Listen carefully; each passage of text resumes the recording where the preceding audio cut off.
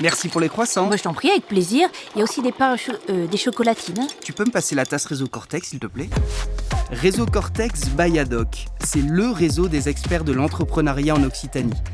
Il fédère les acteurs qui accompagnent celles et ceux qui souhaitent créer, reprendre ou transmettre une entreprise. Car devenir entrepreneur, ça n'est pas toujours simple.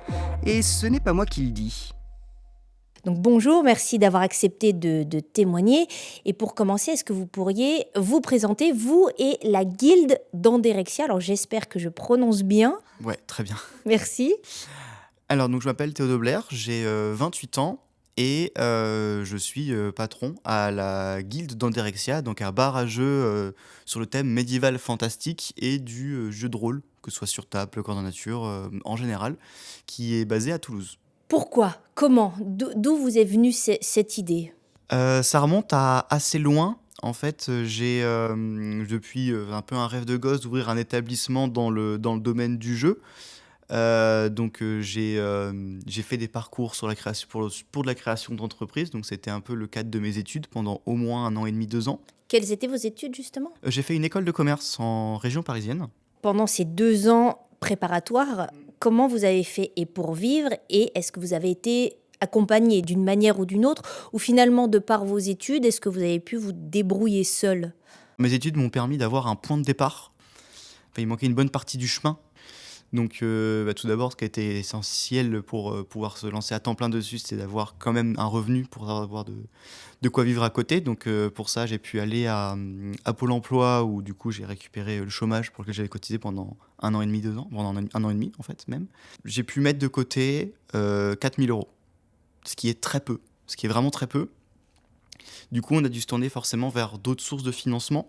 Et donc là, ça a été le défilé. Forcément, on est passé par une banque.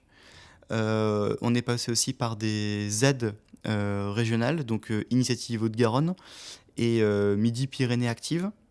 Et ensuite, on a pu faire également un crowdfunding. À partir de là, on a pu aussi récupérer une bonne somme, quoi. Est-ce que vous avez eu accès par des organismes ou autres, je ne sais pas, des associations, à un réseau justement? Donc là, effectivement, on est mis en relation avec beaucoup de personnes parce que effectivement, l'entrepreneuriat, c'est beaucoup un savoir-être, en plus de savoir-faire qui est très très large. Donc on est mis en relation on est mis dans des groupes avec beaucoup de personnes et on échange sur pour nous c'est quoi l'entrepreneuriat. On invente des projets sur le moment avec différentes problématiques pour voir aussi comment chacun se complète et sans aucun jugement. Donc ça, j'en ai eu quelques-uns au début. Donc je crois que c'était BGE qui avait animé un de ces ateliers-là et dans le cadre du programme Active Créa. De temps en temps, j'étais effectivement face à face avec quelqu'un, mais souvent, il y avait aussi une sorte de plénière en visio avec d'autres personnes qui en étaient à peu près au même stade, qui avaient des questions et tout. Donc voilà, déjà, on ne se sentait pas seul. Parce que je le vois aussi à travers les yeux de ma compagne, qui du coup, elle est auto-entrepreneuse. Ça la pèse souvent de ne pas avoir de collègues ou de personnes avec qui échanger. Et donc, je vois que ça lui fait un grand soulagement aussi quand elle rencontre quelqu'un et qu'elle peut parler de tout ça. Ça lui fait beaucoup de bien, quoi. Vous nous avez dit qu'être entrepreneur, c'était du savoir-faire, mais aussi du savoir-être. C'est quoi ce savoir-être?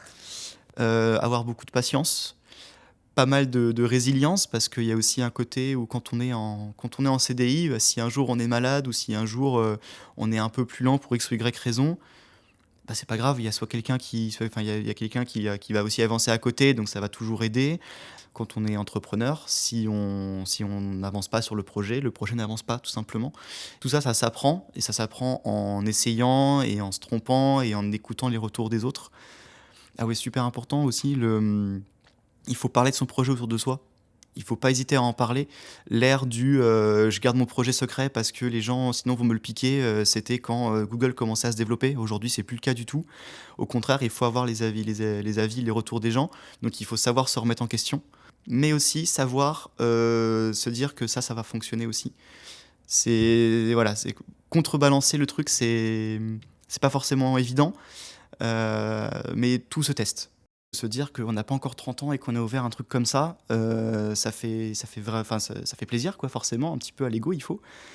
Et c'est pour ça, s'il y a des gens qui se disent qu'on est trop jeune pour se lancer, je leur dirais bien que non, en fait. Pour entreprendre, le piège du CDI, entre guillemets, c'est qu'on a un confort, un salaire qui tombe tout le temps. Parce que concrètement, là, je touche encore le chômage et je sais que lorsque je commencerai à me verser un salaire, il sera moins confortable que le salaire que j'avais quand je travaillais en cabinet de conseil, quoi. Mais c'est aussi un sacrifice que j'ai décidé de faire pour ma passion, pour ce projet-là. Donc, faut pas se lancer trop tard, justement, parce que la vie, elle attend pas, en fait. Voilà, tout simplement. Eh ben, merci beaucoup. À très bientôt alors. Merci beaucoup, à bientôt.